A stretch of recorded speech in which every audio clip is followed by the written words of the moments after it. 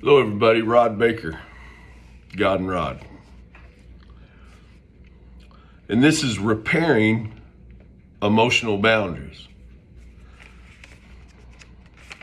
I'll be reading from the small booklet called Boundaries for Codependence by Raquel Lerner. Repairing emotional boundaries. We can begin to rebuild damaged emotional boundaries by paying attention to when we feel shame. If we consistently feel shame with certain people, we should ask ourselves if our boundaries are being invaded or abused. Even if we are unsure what the abuse is, we must trust our feelings to help us know. It may be necessary to set emotional boundaries by explaining to another person, I don't know why, but every time I'm with you, I don't feel good about myself.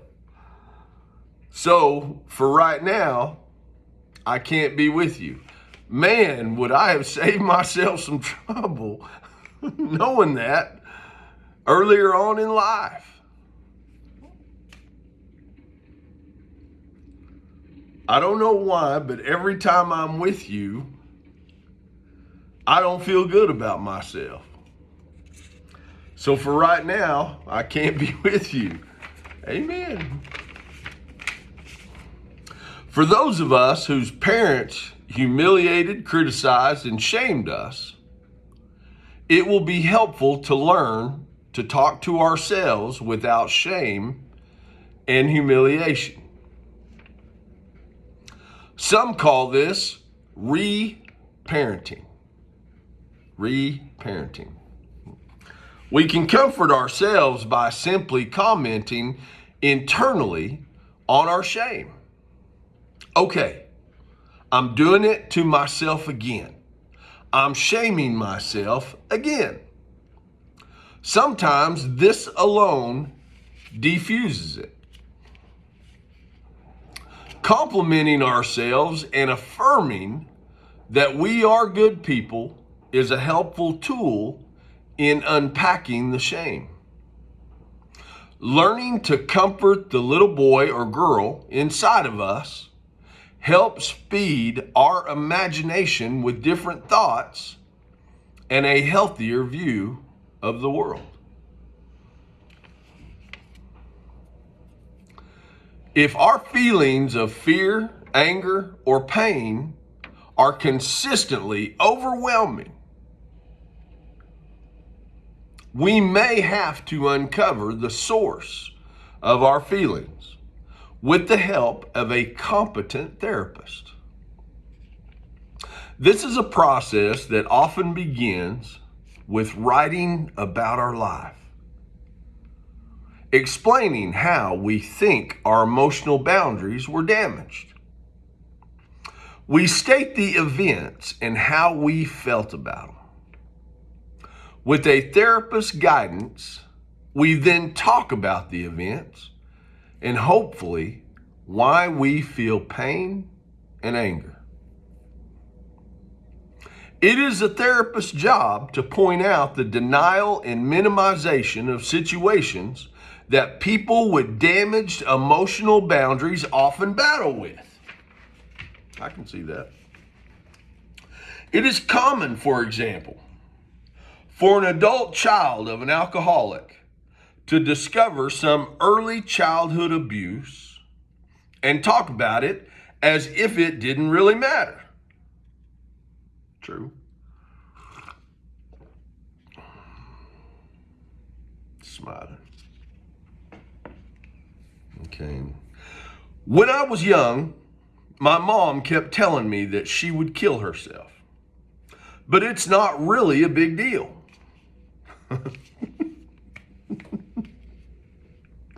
Or when a memory surfaces that involves abuse, an adult child may quickly deny the memories.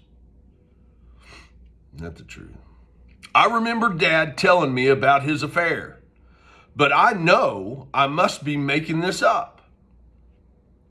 It takes a patient therapist to keep us on track and help us believe the importance of our memories. Adults who were victims of emotional abuse must learn to trust their feelings.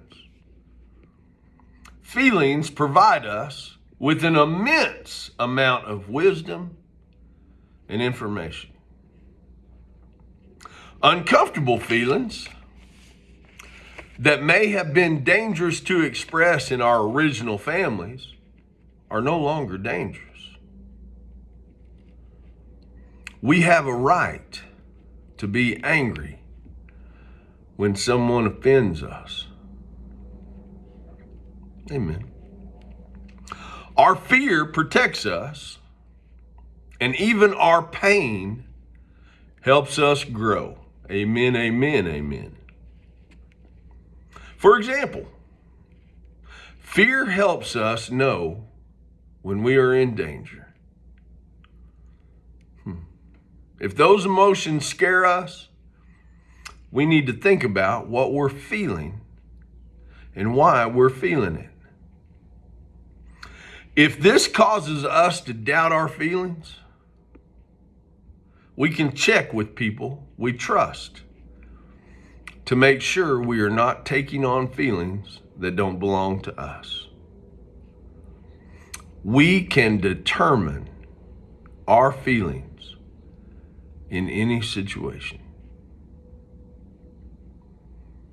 Amen. Amen, amen.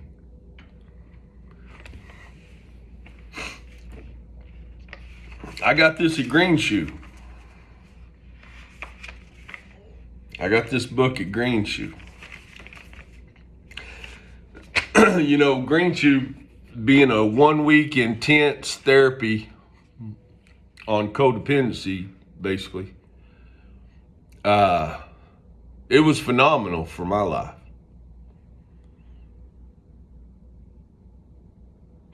It was phenomenal. It woke me up.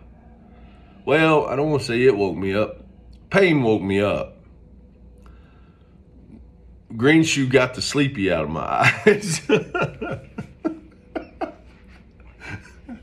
Green Shoe made it clear that I was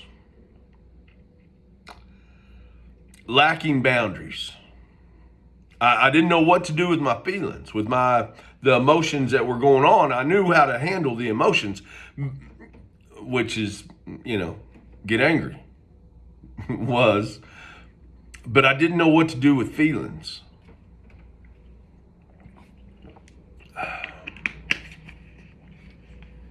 I didn't know what to do with feelings.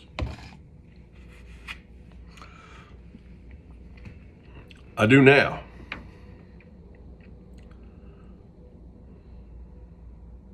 I do now. I know what to do with feelings now.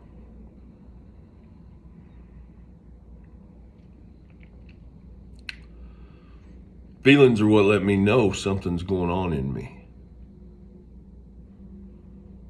Something is going on. Something's happening that I need to be aware of. I need to check at the door. I need to discover about. Danger, danger, danger.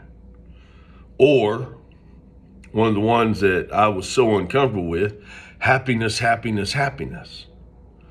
There was a moment of time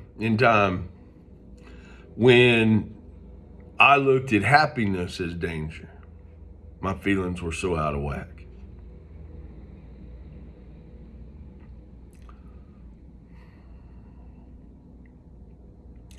We're not broken. We're just bent. We're not broken. We're just bent.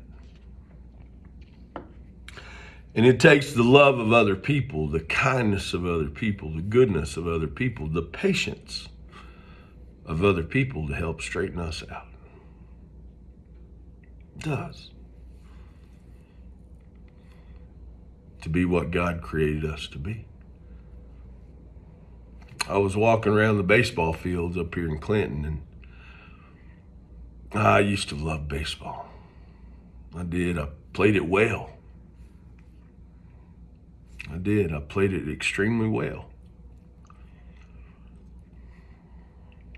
I want to love baseball again. I don't want to turn my head every time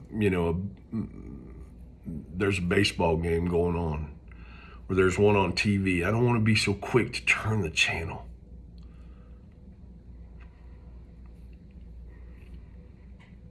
I want to love those things again. I don't want them to leave a bad memory in my life.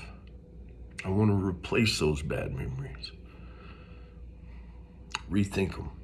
Think twice, like Bob Dylan said. Think twice.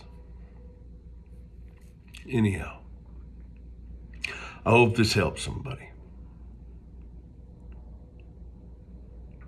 I pray that it does. Amen. Talk to you later.